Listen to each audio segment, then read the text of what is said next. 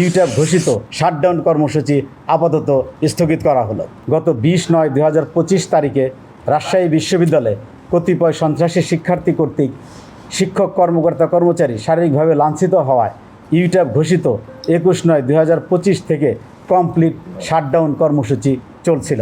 মাননীয় উপাচার্য মহোদয়ের আহ্বানে উপোপাচার্য প্রশাসন এবং উপোপাচার্য শিক্ষা এর উপস্থিতিতে গতকাল 25/9/2025 তারিখে দুপুর 12:30টায় জাতীয় আদর্শে বিশ্বাসী শিক্ষকগণের মধ্যে চলমান কর্মবিরতি সম্পর্কে বিস্তারিত আলোচনা হয়।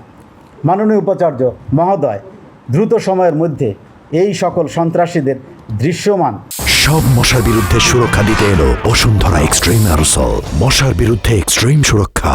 শাস্তির ব্যবস্থা করবেন বলে আমাদেরকে মৌখিক প্রতিশ্রুতি দেন, যার প্রেক্ষিতে এবং আগামী 16/10/2025 তারিখে আসন্ন রাষ্ট্র নির্বাচন কার্যক্রম স্বাভাবিক রাখার লক্ষ্যে 28/9/2025 তারিখ রোজ রবিবার থেকে university teacher association of Bangladesh ইউটিউবের শাটডাউন কর্মসূচি আপাতত স্থগিত করা হলো। অক্টোবরের রাষ্ট্র নির্বাচনের আগে আমরা কোনো কর্মসূচি দিব কিনা, আমরা ইউটিউবের পক্ষ থেকে সুস্পষ্ট বলে দেই যে আমরা রাষ্ট্র নির্বাচনের সুন্দরভাবে হোক, সুষ্ঠু পরিবেশে হোক, একটা গণতান্ত্রিক পরিবেশ বিরাজ করুক বিশ্ববিদ্যালয়ে।